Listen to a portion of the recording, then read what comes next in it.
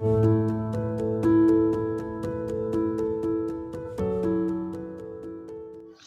Everyone, keep learning में आपका स्वागत है। और इस वीडियो में जो हम क्वेश्चन देख रहे हैं वो है class 9 chapter number 1 number system, इससे रिलेटेड एक्सरसाइज नंबर 1.1 का क्वेश्चन नंबर 1, जो इस तरह से, is zero a rational number?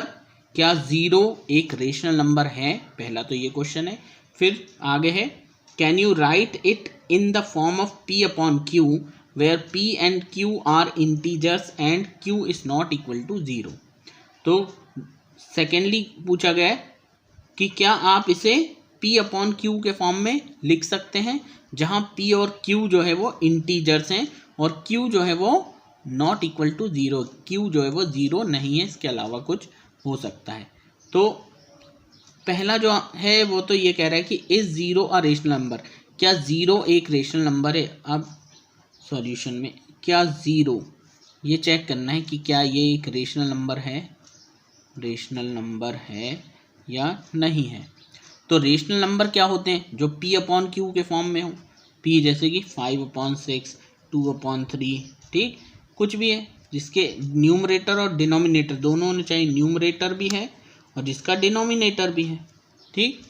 और दूसरी कंडीशन ये है कि इसके नीचे जो q है वो कभी भी 0 नहीं होना चाहिए, it should not be equal to 0। तो 0 जो है, ज़ीरो को हम क्या लिख सकते हैं? हमें पता है कि किसी भी कोई सा भी जो इंटीजर है उसके नीचे हम क्या लिख सकते हैं? 1 लिख सकते हैं। तो 0 के नीचे आप क्या लिख लोगे? 1 लिख लोगे। तो अब ये बन गया न्यूमरेटर और ये बन गया डिनोमिनेटर। अब ये न्यूमरेटर और डिनोमिनेटर की फॉर्म में आ गया, मतलब ये किस फॉर्म में आ गया? p अपॉन क्यू की फॉर्म में आ गया। और अगर कोई p अपॉन क्यू की फॉर्म में हो जाए और इसका डिनोमिनेटर 0 ना हो तो यहाँ q is not equal to 0 भी, यहाँ तो 1 है, तो ये एक रेशनल नंबर हो जाएगा। तो 0 भी क्या होता है? एक रेशनल नंबर होता है। तो yes, 0 is a rational number. ठीक, पहला आंसर तो हो गया इसका। फिर है, can you write it in the form of, तो ये कह रहे हैं कि क्या इसे आप p अपॉन क्यू के फॉर्म में लिख सकते हैं? तो ये हमने जो मैंने आपको रीज़न दिया वही अपन जो है वो p अपॉन क्यू के फॉर्म में लिखेंगे। तो इसका जो है यानी 0 can be write in the form of p upon q as, कैसे लिख सकते हैं? हमने लिख दिया 0/1, ठीक है।